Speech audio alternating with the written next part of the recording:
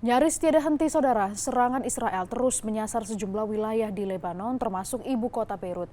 Serangan brutal yang menewaskan lebih dari 1.000 orang dalam seminggu terakhir sangat mengancam rasa kemanusiaan.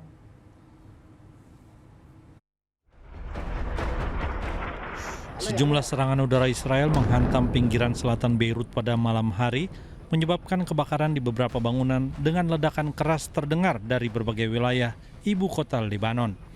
Militer Israel pada Kamis menyatakan sedang melancarkan serangan presisi di Beirut.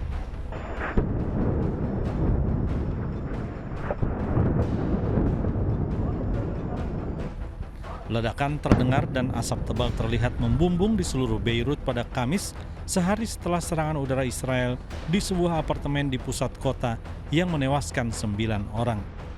Kota Beirut juga bersiap menghadapi pembalasan Israel setelah serangan ratusan rudal balistik dari Iran.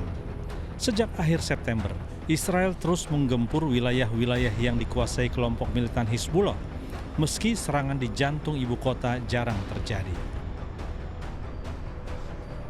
Para saksi menyebutkan tercium bau seperti belerang setelah serangan, dan Badan Berita Nasional Lebanon menuduh Israel menggunakan bom fosfor yang dilarang secara internasional.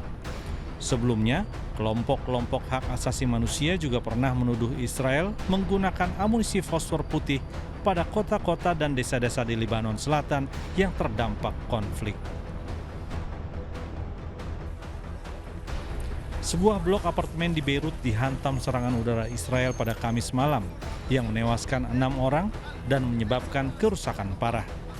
Kementerian Kesehatan Lebanon melaporkan bahwa 7 orang lainnya terluka dalam serangan tersebut. Sebelumnya, serangan bom Israel di ibu kota Lebanon, Beirut, dari Rabu malam hingga Kamis menewaskan sedikitnya 7 petugas penyelamat dan menghancurkan beberapa bangunan. Salah satu serangan udara di distrik perumahan Basora menargetkan sebuah apartemen yang juga menjadi markas Healthy Society, kelompok relawan sipil yang terafiliasi dengan Hizbullah. Serangan yang menewaskan petugas medis dan penyelamat merupakan yang paling dekat dengan kawasan pusat kota Beirut, tempat markas PBB dan kantor pemerintahan berada. Jerman mengirimkan pesawat militer untuk mengevakuasi 130 warganya dari Lebanon yang mendarat di Frankfurt pada Rabu malam.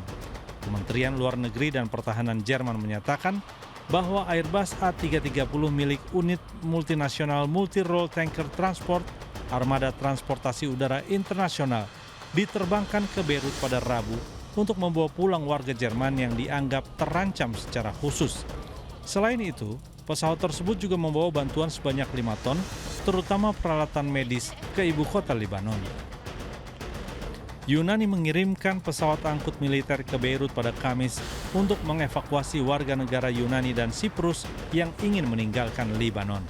Pesawat C-130 tersebut membawa 38 warga Siprus dan 22 warga Yunani, lalu mendarat di Larnaca, Siprus pada tengah hari Kamis, sebelum melanjutkan perjalanan ke pangkalan udara militer dekat Athena pada sore harinya.